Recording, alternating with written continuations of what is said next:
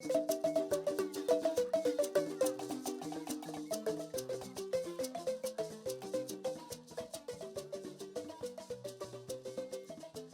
potholing, huh?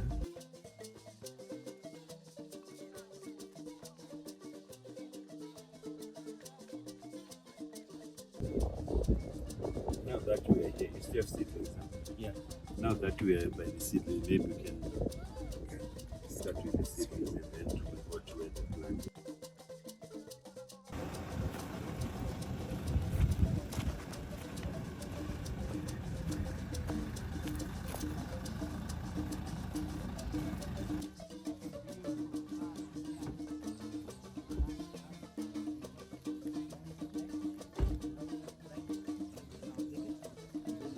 All the waste that's leaving.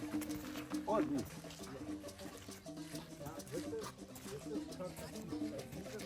These are the seeds. South Africa are telling us that in order to get this right, we have to drain this water every week because the water has gone stale. It's Stale, yeah. Because Yeah. this rots off and drops into the water. You see, there's one that was just surviving. Now it's Yes. dying. Okay. Yes. So, and then those seedlings, the old Kutsaga recommendation is these seedlings should be like a thickness of a pencil and the length of a pencil, Yes. or just a little bit shorter than a pencil. Now these are very thin because of the plant population, and they keep recommending 240 plugs in here, but South Africa are saying that 240 is too much. We need like 128 Right. to give it space Ah. and sunlight to thicken up. Okay. Okay. Because Yes. when you put a high population, Yes. everything is thinner, tries to Yes, compete yes. against Yes, each other, and true. that's what's happening in here. So from here goes to the field. Yeah. Yeah. And So now plant it. you look at your roads and Yeah. what else do you look at and Oh, to see if it's ready? You know, the test before is to wrap it around your finger, Okay. and this fiber in here, depending upon how hard it is. Yeah. See? Yeah, this fiber here. But these are a bit thin. You see, that is what Yeah. you want. Yeah. That's what will sustain your plant out This there. one, yeah, yeah. and making the stem Strong. strong. Okay. We've just planted this land, and we actually tie-ridging and digging a little bit of a deep hole so that it'll capture the water, any rainwater that we get in. Like we've just had 19 mils and we didn't have any runoff. All that water was captured in the soil.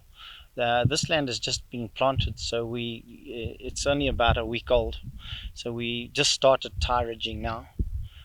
So we didn't get the tie-ridging in time to capture that water, but the other crops got it, and it soaks in a lot more water than than having runoff. So you see this helping in the terms of say dry spells? Definitely, it's a big game changer because on 19 mils, if you look at the rows that aren't tie-ridged, there's a lot of runoff. So that runoff can be penetrated deep into the soil and will sustain you for another maybe 2 weeks, depending on the weather, how hot it is. With the moisture in the soil, maybe a week, but it definitely does help. So would this be ideal to any type of soil or just sandy soil? No, I think that you need to do it on all types of soil because the penetration of that water into your soil deep down is very, very important to be able to have that link up from the bottom to the top of your soil, and that helps do it, especially if it's been a bit of a dry season, you know.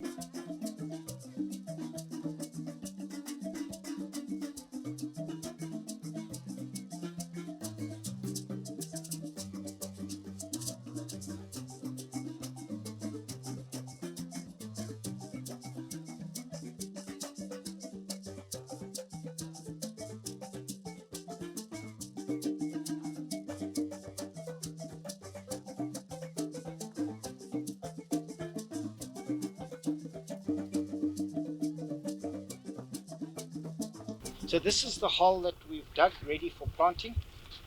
Just before we plant, we chuck in the gypsum into the hole, pour the water in, mixes up, plant the tobacco, and then wait for the water to go in and then close it and put on cutworm muti. So that's what we're doing. And when you put lime, there's need. The lime has gone on. We put that on when we did the land preparation like 3 months ago. So like if they want to do this right, you know we're talking about having a land ready for next year. That land should be prepared, and by the end of March it should be done, because if you don't get any rain, it's going to stay dry. So you need to keep the capillary action off the top, and then you dig your holes, put your lime in, and be ready for next year.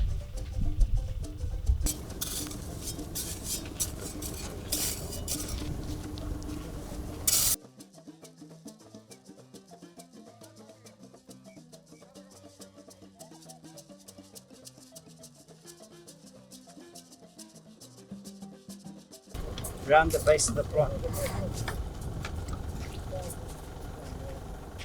And we don't want to do this. Yeah. It's not going to help us.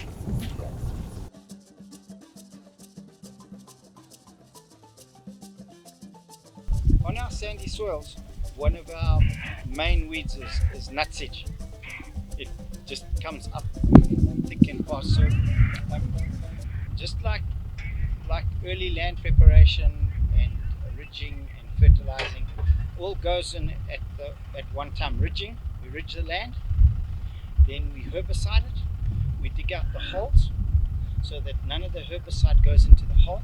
That soil gets put aside, and then we plant the crop and irrigate it maybe 12 mils to activate the herbicide. So this herbicide has been activated. I've got one weed here. It's a nutsedge. If you zoom in on it, you'll see that at the bottom there, it's starting to die. It's got a brown patch there. That means that the herbicide now has been activated, and this plant actually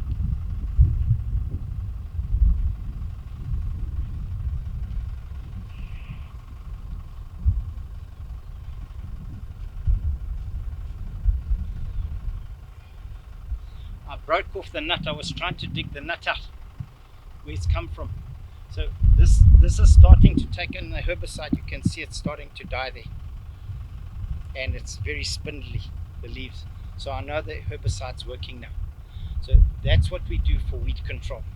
And then we'll come in and tie ridge here, and that will take out any weeds that are growing a little bit vigorously. And if we need to, we'll hoe it, but we don't. If the herbicide's right and been activated, don't touch this land again. And we operating with a company from South Africa. This is to control nematodes in a natural environment, and it's got no chemicals in it. It is friendly to the soil. So there's good nematodes and bad nematodes. So this is good nematodes, and they will fight with the bad nematodes. And you want the bad nematodes to go down in your soil, and the good ones to come up, because those are the root enhancement and development.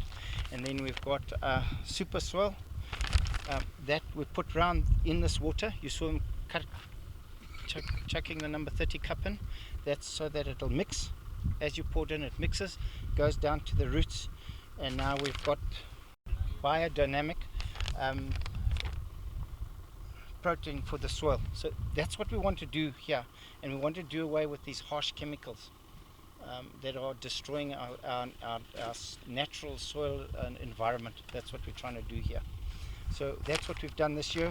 It's planted. We're going to wait for the water to seep down, so it goes down below the roots and link up with the bottom moisture. That's where we are at the moment. So and what do you do with your cutworm? The cutworm will come in now, and this will be covered. I'm going to cover this. This is nearly dry. We'll bring in like this, and then we'll come in and we'll put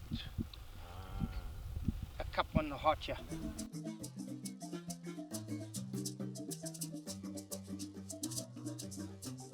this farm here, that's Tokyo farm, you find the farmer did everything to the book and right on time.